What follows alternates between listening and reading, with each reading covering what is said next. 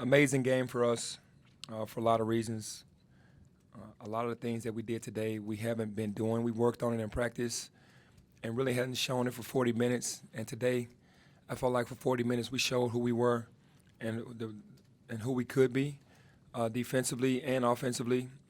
Even though we didn't score but 60 points, it was like the shots that we got were quality shots. Proud of the team for just going out there and just being warriors, getting 30 free throws, which is big for us. We didn't shoot the ball well, but we did all the tough things to win this game. So just very proud of that. Hey, Coach, just a little role reversal today. You played your worst basketball the first 6 minutes of the game and made winning plays at the end. How big can this be confidence-wise going forward for your team? Yeah, just to talk about the first 6 minutes, the nerves were just there. But I knew that Sasser had made 2 transition threes, and that if we could calm that down, that we could get back into the game. But I do like that we didn't start it well, but I do like that we did finish it well. We finished it with a stop, a box out, and a rebound. So that was huge for us. Yeah, Penny. After the 60 points, the bench goal 28. How do you feel about the bench stepping up? Oh, I said that was the first thing I said in at the meeting after the game was I'm very proud of the bench. They came in and sparked us because that's when the run came when they checked into the game, and that's what you want from your bench. You want your bench to come out and produce, and Tyler and Alo have been producing all season, and for Malcolm to have the game that he had today, very proud of him. Penny, the word used over and over again for the last 2 weeks has been desperate, desperate, desperate. That last possession, is that what desperate basketball No looks doubt like? about it. And it came down to a one-on-one stop. That's what we lost against Georgia. We lost that battle against SMU. We lost that battle against South Florida. Today we won that battle, so we're learning. We're learning from it.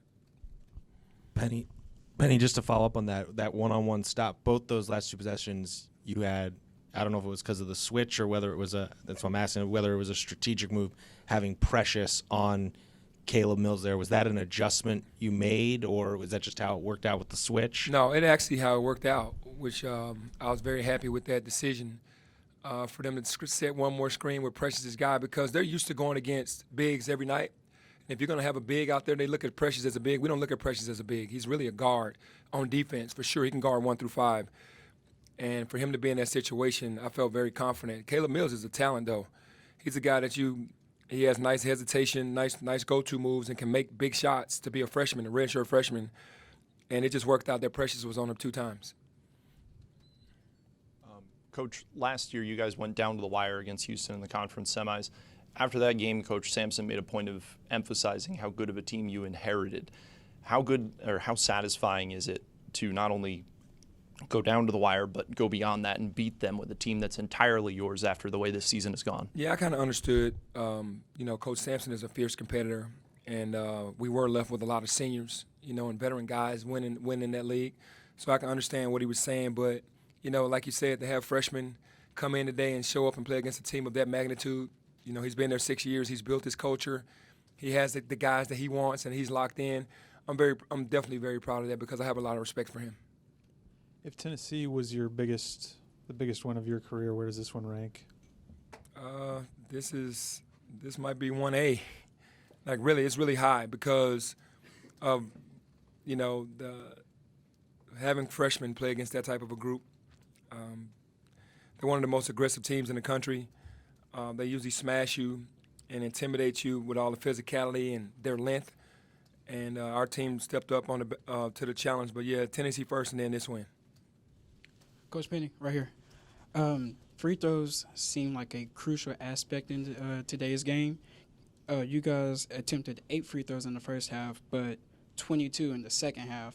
Was that a locker room adjustment to be more physical in the paint? Yeah, we kind of switched some things up so that we can kind of get into the paint more.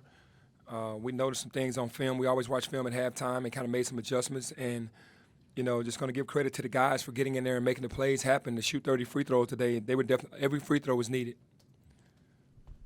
Penny, with all the close contests that you've had, opportunities to win games where you weren't able to get it, how much of a sense of relief is it to finally show your guys that, you can make winning plays and it will end up right as you sit here 5 games now or 4 games now from the end of the season? Yeah, no, I'm very relieved. Just proud that the guys can see the other side of it. We've been losing some heartbreakers at the end. A lot of it's self-inflicting wounds, and the guys are learning from it because we had 8 turnovers today, but we didn't have any late, and we steadied the ship and got a win instead of at the end of the game losing it to the next team. So yeah, I'm very proud of that and very relieved. What did you, shifting gears a little bit, what did you think of James's interview that aired last night in the comments? I didn't. I'm being honest. I really didn't see it, so I can't really make a comment on it. I didn't see the interview. I've seen it being promoted, but I haven't seen like the full interview or the interview at all.